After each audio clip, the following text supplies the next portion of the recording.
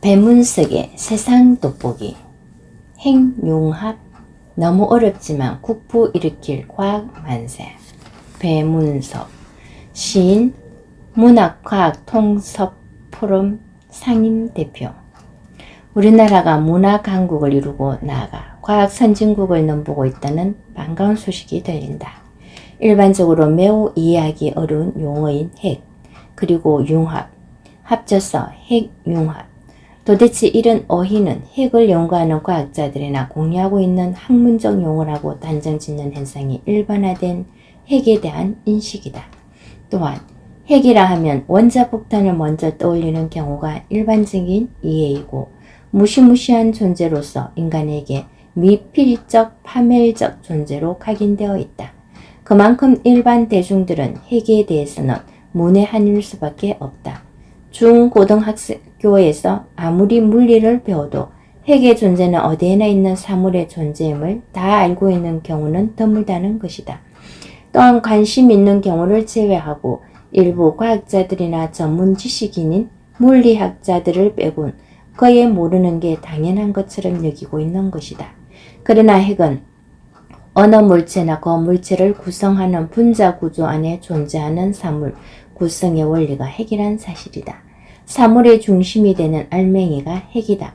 그리고 더 관련 분야를 확대하면 생물적으로는 세포의 중심에 있는 둥근 물체, 핵막으로 쌓여있고 세포의 성장과 물질 대사를 조절하는 중심적인 역할을 하며 유전자들을 포함하고 있는 세포, 핵분열로 증가하며 분열한 때에 여러가지 형태를 취하는 세포의 생활 기능의 중추이며 유전관계를 잇는 유전 알고리즘이라 정의하고 있다. 또 지질학적으로는 지구의 중심 핵, 지구 내부의 약 2900km 이상 깊은 부분을 일컫는데 외핵과 내핵으로 나눈다.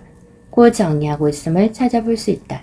핵이 여러 가지로 나뉘어서 분류하고 공통점은 분화 과정을 겪게 되면 엄청난 에너지로 변하거나 존재의 의미를 구축하고 분출을 기다리고 있는 지구의 핵 부분도 있다.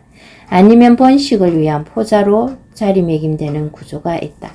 그러나 여기에서 다루고자 하는 분야는 원자핵의 분열이나 융합으로부터 생기는 에너지를 무력으로 삼는 군비를 통틀어 이루는 핵, 그 핵이 융합 과정을 어떻게 하느냐에 따라 인간 사이에 유익한 과학으로 발전하는가를 세세하게 밝혀보고자 하는 것이다.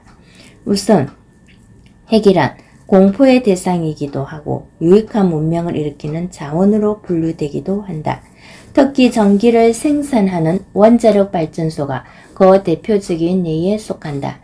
위험 재료인 핵물질을 이용하여 전기를 생산하는 핵연료란 핵분열 반응을 통해 원자력 발전소에서 전력을 생산하는 데 필요한 에너지를 생산하는 방사성 물질을 가리킨다.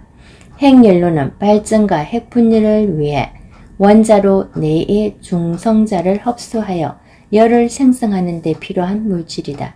열은 발전기 터빈을 돌리고 돌아가는 터빈에 의해 전기가 생산되어 각각의 산업시설과 가정에 배달된다. 이처럼 유용한 핵도 잘못 쓰거나 소홀히 다루다가 큰 코어를 다치기 때문에 사람들은 경계의 눈초리를 떼지 못하는 것이다. 이처럼 양면의 얼굴을 한 핵이 청정 에너지로 산업에 큰 도움을 줄 수 있는 핵융합 기술이 개발되었다는 소식이 자랑스럽고 가슴 뿌듯하다. 그것도 다른 나라 이야기가 아니고 우리나라가 선도적으로 산업화에 근접하고 있다는 것이다.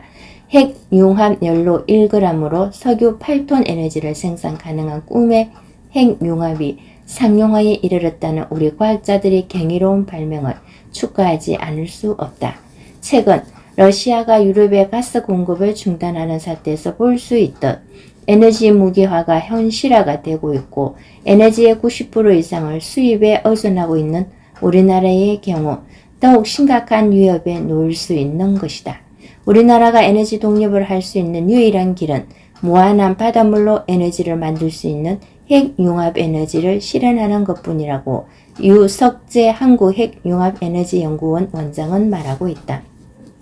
막대한 에너지를 만들어내기 위해 필요한 중수소와 삼중수소는 바닷물에서 쉽게 얻을 수 있기 때문이다.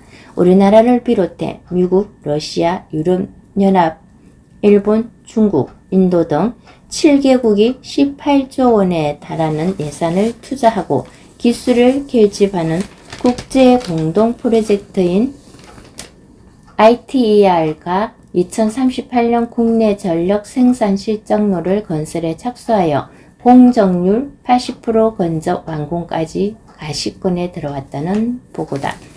뿐만 아니라 핵융합 플랜트 수출된 자원 수출국이 될 전망까지 있다는 설명에는 자신감과 한국인의 긍지가 돋보인다. 핵분열 에너지를 쓰는 원자력 발전소보다 핵 폭발 위험이 전혀 없어 안전하다는 장점도 있다. 또한 발생된 방사성 폐기물은 중저준위 폐기물로 짧게는 10년에서 길어도 100년 이내에는 모두 재활용이 가능해진다. 따라서 원자력 발전처럼 장기적 폐기물 처리 시설이 필요치 않다고 한다. 핵융합로 안의 초고온 플라즈마는 초고온, 고진공, 고자기장, 안정적인 연료 공급 등의 조건 중 하나라도 벗어나면 핵융합 반응을 멈추고 꺼져버리기 때문에 자연재해 등 비상상황이 발생해도 핵융합 반응이 일어나지 않도록 연료 공급을 중단, 1, 2초 내로 온전히 자동 정지돼 발전소 폭발이나 방사능 누출 위험으로부터도 자유롭다는 것이다. 핵이 우리에게 보다 더 친근하게 다가오지 않을까 여겨진다. 앞으로 확보해야 할 3대 혁신 기술은 초고온, 고밀도 플라즈마를 지속적으로 유지 제어 기술, 자발적 핵융합 연쇄 반응 유지 제어 기술, 삼중수소 생산 작업을 위한 정식 블랑켓 기술 등이라고 한다. 이 기술이 확보되면 미래 우리나라가 보유할 핵융합 플랜트 수출을 통해 우리나라가 에너지 패권 시대 2050년쯤이면 꿈의 핵융합 상용화가 가능하고 우리나라는 에너지 수출국으로 국부를 일으킬 수 있는 1등 산업국이 될 수 있게 된다.